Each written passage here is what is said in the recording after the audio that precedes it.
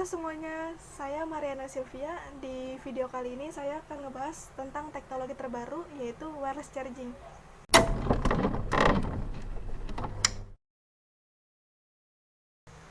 Wireless charging atau pengisian nirkabel adalah fitur yang saat ini sudah cukup banyak terlihat pada smartphone high-end seperti diantaranya Samsung, Apple, dan lain-lain. Di tahun-tahun mendatang, teknologi wireless charging diprediksi akan menjadi tren untuk beberapa smartphone papan atas. Wireless charging akan segera mengganti cara mengisi daya baterai konvensional atau cara pada umumnya.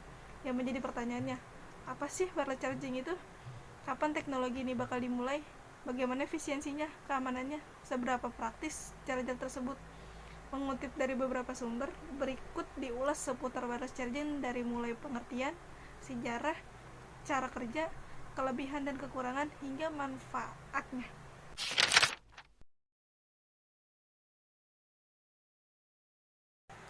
Yang pertama, pengertian dari wireless charging. Wireless charging atau pengisian nirkabel merupakan istilah yang digunakan untuk mengisi ulang daya baterai tanpa kabel atau nirkabel.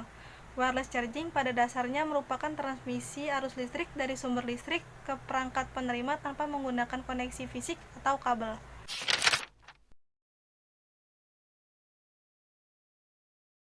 Yang kedua, sejarah dan perkembangan wireless charging. Sebenarnya, wireless charging sudah diperkenalkan pertama kali pada tahun 2009. Smartphone yang menggunakan fitur tersebut adalah Palm-Pre. Namun, pasar kurang merespon sehingga produk itu berlalu begitu saja. Saat ini, sejumlah perusahaan besar termasuk Sony, Nokia, dan Samsung telah membentuk WPC atau Wireless Power Consortium untuk mempromosikan wireless charging berbasis teknologi induksi.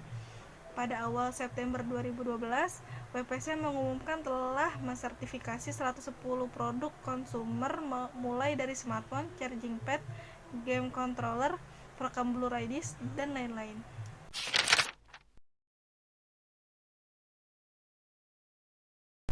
Yang ketiga, cara kerja wireless charging.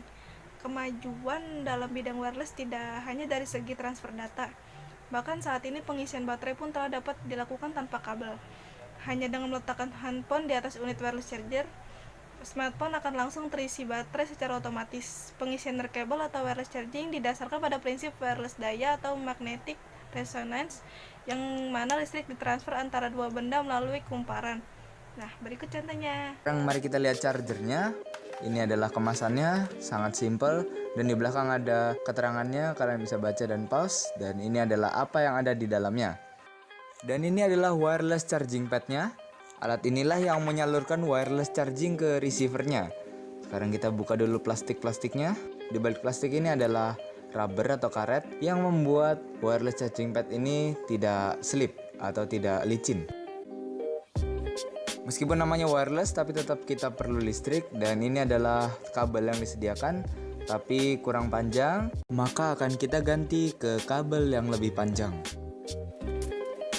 Jika sudah terhubung dengan listrik, akan terlihat warna merah menyala di samping wireless charging padnya. Dan mari kita tes wireless chargingnya, dan ternyata berhasil. Perlu diingat, kita perlu menempatkan wireless chargingnya tepat di bawah receivernya. Kalau tidak mau mengecas.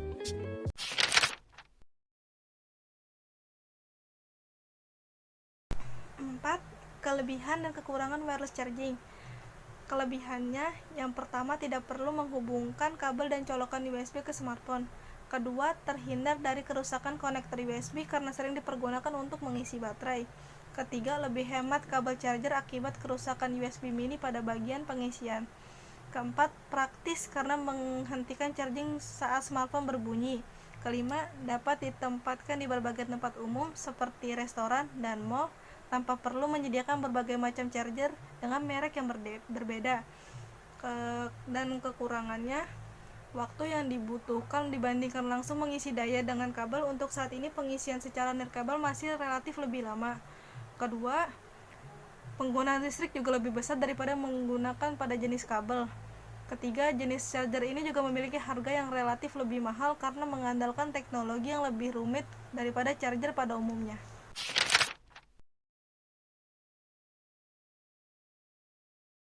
Nah, yang kelima, manfaat dari wireless charging. Kenyamanan yang lebih besar dan di mana-mana untuk pengisian perangkat sehari-hari menggunakan biaya yang terkait dengan mempertahankan konektor mekanik, powering atau pengisian perangkat yang aman yang harus tetap steril atau tertutup rapat atau tahan air, mencegah korosi akibat unsur-unsur seperti oksigen dan air, menghilangkan bunga api dan puing-puing yang berhubungan dengan kontak kabel, pengisian kabel atau smartphone atau tablet.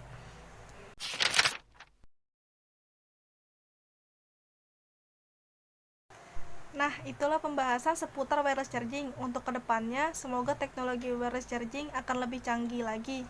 Mengisi daya baterai tidak harus langsung menempelkan ke wireless charger, tapi cukup dari pancaran gelombang magnetnya saja.